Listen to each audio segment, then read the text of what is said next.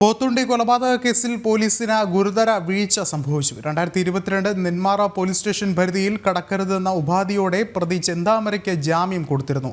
2023 ജാമ്യ ഇളവിലൂടെ നെന്മാറ പഞ്ചായത്ത് പരിധി മാത്രമാക്കി ചുരുക്കി. എന്നാൽ പ്രതി ഉപാധി ലംഘിച്ച് പഞ്ചായത്തിലെത്തി താമസിച്ചത് കണ്ടെത്തിയിട്ടും പോലീസ് ജാമ്യം റദ്ദാക്കാൻ കോടതിയെ സമീപിച്ചില്ലെന്നാണ് കണ്ടെത്തൽ. അരുൺ ആലത്തൂർ ചേരുന്നുണ്ട്. അരുൺ, എന്തൊക്കെയാണ് മറ്റ് വിവരങ്ങൾ? നെന്മാറ പോത്തുണ്ടി ഇരട്ട കൊലപാതകവുമായി ബന്ധപ്പെട്ട പോലീസിന് ഗുരുതരമായിട്ടുള്ള വീഴ്ച സംഭവിച്ചു എന്നുള്ളൊരു ആരോപണമാണ് ഉയരുന്നത്. 2022 നെന്മാറ പോലീസ് സ്റ്റേഷൻ പരിധി കടക്കരുതെന്ന് ഉപാധിയോടെ കോടതി ചെന്താമരയ്ക്ക് ജാമ്യം നൽകിയിരുന്നു. 2023 നെന്മാറ പഞ്ചായത്ത് പരിധി മാത്രമാക്കി ജാമ്യ ഇളവ് ചുരുക്കുകയും ചെയ്തു. എന്നാൽ പ്രതി ഈ ഉപാധി ലംഘിച്ചുകൊണ്ടാണ് പഞ്ചായത്തിലെത്തി താമസിച്ചിരുന്നത്.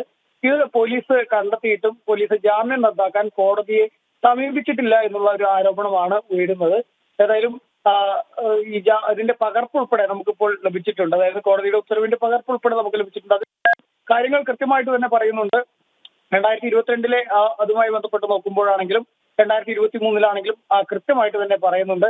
ഈ നെന്മാറ പോലീസ് സ്റ്റേഷൻ പരിധി കടക്കരുതെന്നാണ് 2022 കോടതി ജാമ്യം അനുവദിച്ചുകൊണ്ടുള്ള ഒരു ഓർഡറിൽ പറയുന്നത്. 2023 അതിനെ പരിധി നെന്മാറ പഞ്ചായത്ത് പരിധി മാത്രമാക്കി ജാമ്യ ഇളവ് ചുരുക്കുകയും ചെയ്തിട്ടുണ്ട് എന്നുള്ളതാണ്. അതേതായാലും പോലീസ് ഇത് കൃത്യമായിട്ട് അറിഞ്ഞിട്ടും അതിൽ കോടതിയെ സമീപിക്കുകയോ ജാമ്യം റദ്ദാക്കാൻ നടപടി സ്വീകരിക്കുകയോ ചെയ്തില്ല എന്നുള്ളതാണ് ഇത്തരം ഒരു ദാരുണ സംഭവത്തിലേക്ക് വഴിവെച്ചത് എന്നുള്ളതാണ് ഈ കൊല്ലപ്പെട്ടിട്ടുള്ള സുധാകരന്റെ കുടുംബം ഉൾപ്പെടെ ഈ വിഷയത്തിൽ ആരോപണമായിട്ട് ഉന്നയിക്കുന്നത്.